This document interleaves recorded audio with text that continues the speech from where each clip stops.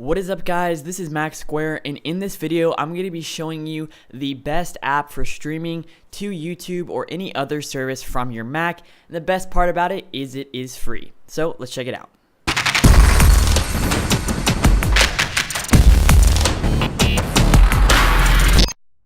So for those of you who have been tuning into my live streams, you'll know that I've had a ton of different issues trying to get it to work. I've tried Wirecast, I've tried Game Show, and even some weird apps like Chameleon, and nothing ended up working.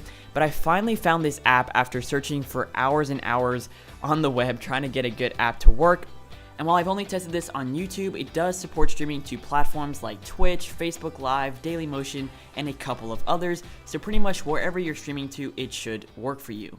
So this app is called OBS, and while it's not the most pretty app out there, it does work. And honestly, at this point, with all of my past live streaming experience, that's all that matters. And you've actually got a couple different themes. If you jump into the settings, you can switch between the default theme, which is this lighter, kind of more ugly looking theme. You can also switch to Rachni, I believe I'm butchering that name, or you can just use dark, which is a little bit cleaner in my opinion, and it's just a little easier to work with.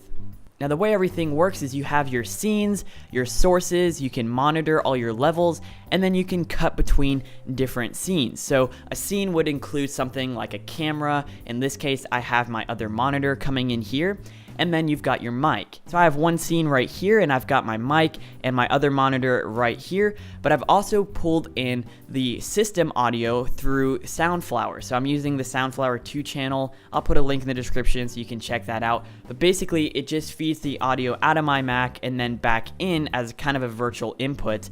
And then that way I can send out music or any other audio being outputted from my computer to my live stream.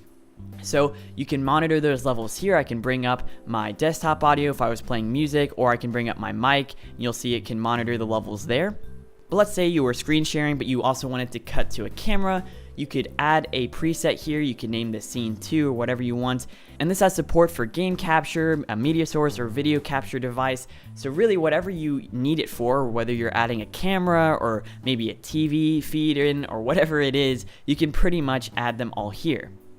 Then on the right here, you've got all your settings where you can start streaming. You can also record at the same time. But if you go into studio mode, this is where you can actually fade in between different scenes. So on the right, you have your program feed, and then this is kind of your preview monitor. So obviously I just have the same feed, but let's say I cut to another scene, maybe another camera, or I even just wanted to fade to black. I could just hit transition and it would fade off right there. And then you can increase this time. If you jump down here, you can increase this to say 1500 milliseconds and hit enter. And that way when you fade, it'll just be a little bit more smooth. So that's pretty cool. And if we jump into the settings, this is where you have a ton of customization. So I already mentioned you can adjust the theme, you can hide your cursor over the monitor or whatever you're doing. You've got some basic settings here. But if we go into the stream tab, you can actually change which service you're streaming to. So like I said, there's tons of options here. And then if we go into the output, you have a ton of control over the bit rates, the encoder, all those types of settings. And I actually spent about an hour or two just using a test stream out to YouTube, and I messed with all of these settings, and it really does make a difference. It's not just one of those apps that has 15 different knobs and none of them do anything. I was actually able to override YouTube's default bitrate for my audio, which is I think 160. So I was able to override that and push it up to 256, and that fixed a ton of issues right there. But then I could also increase the bitrate for higher quality video.